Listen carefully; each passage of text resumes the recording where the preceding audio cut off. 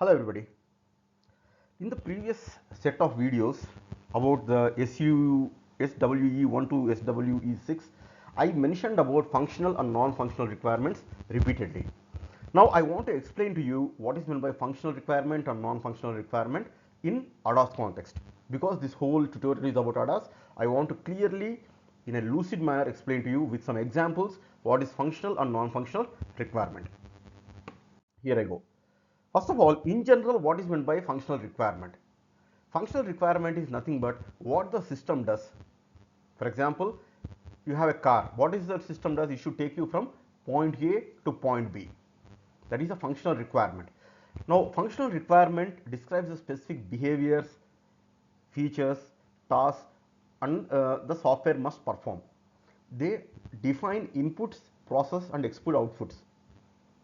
Okay, if at all such and such a X input is happening, the X input is processed and Y output is coming out. So this is the very clear-cut definition of functional requirement. Again, I will go to the example of the car. If you press the accelerator, that is the input, the vehicle moves forward, that is the output. Now, what are the key characteristics of functional requirements? Key characteristics of the functional requirement is it describes what the system should do. What is the main purpose of the system? What is the main purpose of the entire entity? Okay, it may be the system or a machine or a software. What exactly is it supposed to do? That is the functional requirement, and it should be verifiable. All right, again, this verifiable is very important, as you must have seen in the videos about SWE videos and also SIS videos. I repeatedly said that all the requirements must be verifiable and testable. Okay, for example, the system shall detect the lane markings, though this should be verifiable, and also it should be user focused, often tied with user interactions. For example, software in the HMI, human machine interface, or software in the infotainment, whether it is a knob or whether it's a touch screen, all these things have very stipulated functional requirements. Now let's see what is meant by non-functional requirement, or what is the definition. In short, non-functional requirements is how well the system performs.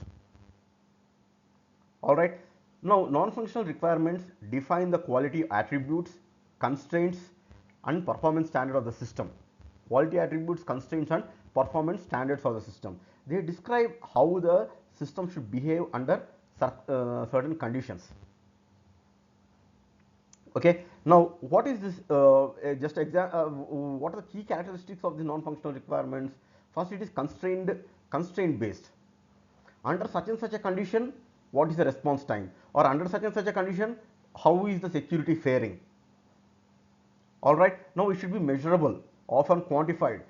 All right. Measurable means it should be quantifiable. The system should respond within 100 milliseconds. Here it is talking about the latency. Okay, latency should be less than 100 milliseconds. Next is the cross-cutting. After multiple features, reliability impacts all functions. Okay, so because multiple features are there, how exactly is it working in a cross-functional scenario? Okay, hope you understand clearly what is meant by functional requirement and non-functional requirement in general. And why are they both important? Without functional requirement, system won't do what it is supposed to do. All right, system won't do what is supposed to without the functional requirements, and without non-functional requirements, system may be slow, unsafe, or unreliable. Okay, because you are coming from IC engine background or core automotive, let me give one important non-functional requirement, that is meeting the emission norms. If suppose you are coming from IC engine background, meeting the emission norms is the non-functional requirement, because without meeting the emission norms, it is unsafe and unreliable. Okay, or the engine cannot be sold in the market itself.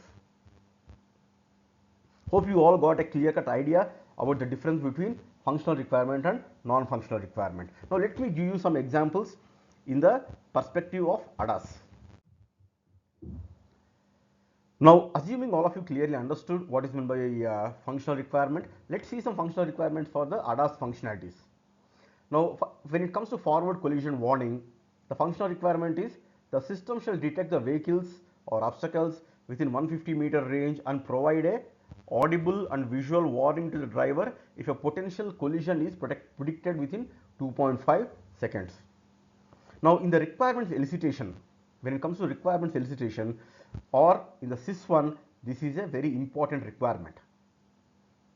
Okay, after going through the session or the module about the requirement elicitation, you will get a clear idea what I am talking about. Next comes the automatic emergency braking. If the driver does not respond to forward collision alert, then the system shall automatically apply the brakes to reduce collision speed by at least 20 km per hour. Now, this is the requirement of automatic emergency braking or a functional requirement. Next, we'll see the functional requirement of the lane departure warning. The system shall monitor the lane markings and issue a haptic and visual alert if the vehicle unintentionally drifts out of its lane without a turn signal. Okay, so this is unlikely. I hope by now you got a clear-cut idea what is meant by haptic. So I won't go much into that. I explained about the haptic reminders extensively in the previous videos. Next comes this adaptive cruise control. The system shall maintain a set speed, automatically adjusting the vehicle speed to keep a safe following distance of 1.5 to 3.5 zeros. Again, these values are slightly subjective, whether it is 1.5 to 30 depending upon the OEM, depending upon the car, whether it's a sports car or ordinary sedan or a SUV. So this time duration can vary. But just for example, I mentioned here 1.5 to 3 seconds. Next comes the traffic sign recognition.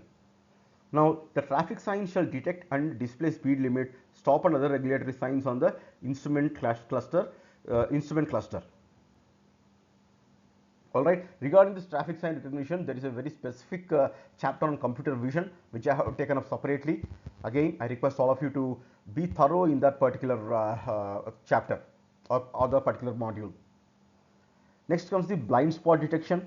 The system shall monitor adjacent lanes, alert the driver via side mirror LEDs if the vehicle is detected in the blind spot. So if a target vehicle is detected by the ego vehicle in the blind spot, then with the help of LED side mirror, the vehicle will alert the driver. Alright, so these are all the basic definitions of the functional requirements. I reiterate, functional requirement is what the system should do. As it is clearly mentioned here, let me take a pen and underline it. What the system should do.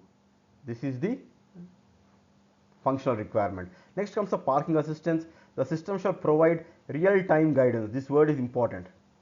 Parking assistance means it provides a real-time guidance to assist the driver in parallel and perpendicular maneuvers.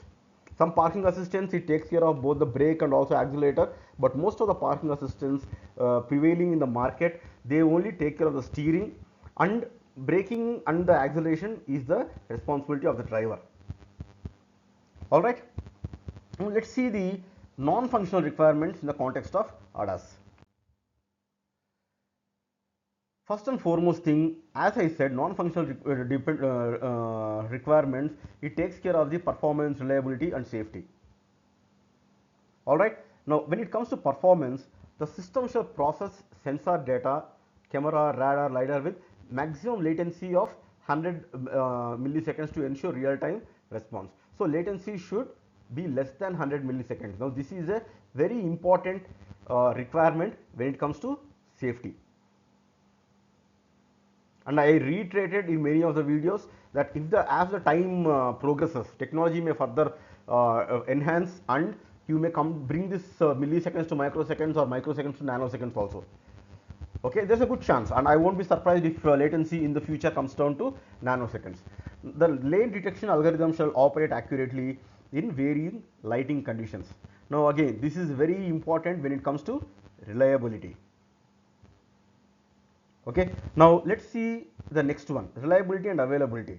The ADAS system shall have 99% uptime during the vehicle operation, because nowadays customers are paying extra money for ADAS vehicles. There are some vehicles who have some higher variants in which ADAS systems are configured. So once the customer pays, the OEM a certain amount of money, he expects the ADAS system to be perfectly reliable and available at the time of need. Okay, now next comes the false positive alerts. False positive alerts shall not exceed more than 1 per 10,000 kilometers of driving. For more than 10,000 kilometers, okay, in city driving 10,000 kilometers usually takes approximately 2 years. In city driving, to cover 10,000 kilometers means even if you commute some 10 kilometers in the morning, 10 kilometers in the evening, it will take approximately, assuming 5 working days per week, it will take approximately 2 years. So in 2 years, the false positive alert should not exceed 1 per 10,000 kilometers. Next comes the safety. The safety shall comply with ASIL B for forward collision warning and ASIL D for AEB. Okay. Now, why is ASIL B for forward collision warning and ASIL D for AEB? I already explained, and I request all of you to pause the video and use your brain to get the answer to this question. Why is ASIL B for forward collision warning and ASIL D for AEB? Next comes the failures in the ADAS system shall default to a safe state. If at all any ADAS system fails, then the vehicle will automatically regress back to a safe state. It will automatically default to a safe state. It will automatically go back to a safe state. This is a very important safety requirement. Okay, I hope all of you are getting a clear-cut idea of the difference between non-functional requirements and functional requirements. Now let me see some more non-functional requirements. First is the usability. The driver shall be able to enable, disable ADAS features via infotainment with no more than 2 menu interactions. Okay, this is important. For example, suddenly there may be umpteen number of scenarios. Now suddenly if the vehicle driver wants to disable the ADAS features, he must be able to do in shortest time possible. That is the reason it should not be more than 2 menu interactions. It should not be more than 2 steps in the menu interaction. Okay, this is a very extreme scenario, but okay, let me give you an example. Suppose your vehicle is going on the road. Okay, you are going you are driving your vehicle on a highway, and suddenly some robbers or bandits, they block your car. Okay, even if you want to drive through the bandits or the robbers, because of automotive emergency braking, the vehicle may refuse to go forward. So during that time, you must disable the ADAS so that you can, blast through the bandits. You can just drive your car through the bandits. You must disable the ADAS features. I know this is very cinematic or dramatic, but there have been some situations where because of ADAS, the driver wanted to get away, but he could not get away because of ADAS. That is the reason, even if it is a very rare phenomenon, rare scenario, if the driver wants to disable the ADAS, he must be able to do in the shortest time possible and in the shortest steps possible. Next comes the power consumption. The ADAS ECU shall not consume more than 15 watts during the active operation. Now this is important because if at all it is consuming more, it can drain the battery. So ADAS ECU shall not consume more than 15 watts of the power consumption. Next comes the cyber security. Cyber security, I already clearly explained to you why cyber security is very important. The system shall authenticate all the software updates via cryptographic signatures to prevent unauthorized modifications, and ADAS communication channels shall implement encryption to prevent spoofing attacks. Especially for the CAN bus, there is a huge risk of spoofing. Anybody can attack a CAN bus and get the confidential information in case he wants to. So CAN bus is the most vulnerable thing, and that's the reason why it must have thorough encryption. Last but not the least, environment condition. The system shall operate correctly in the temperatures ranging from -40 to 85 degrees centigrade. Okay, for example, in a country like India, perhaps -40 to 85 degrees may not be required. Maybe something like 15 degrees to 55 degrees centigrade is enough. Okay, unless you drive the car to some extreme northern India, to Ladakh or Siachen, going up to -40 degrees is unnecessary. And in countries like Germany or European countries, going up to 85 degrees is totally unnecessary, because even in midsummer temperature will not cross 25 degrees centigrade. But just to be on the safe side, there are some OEMs who are preferring a huge bracket up to minus 40 degrees centigrade to 85 degrees centigrade. And also next environment condition is the camera system shall maintain visibility in moderate rain and fog up to 50% obscuration.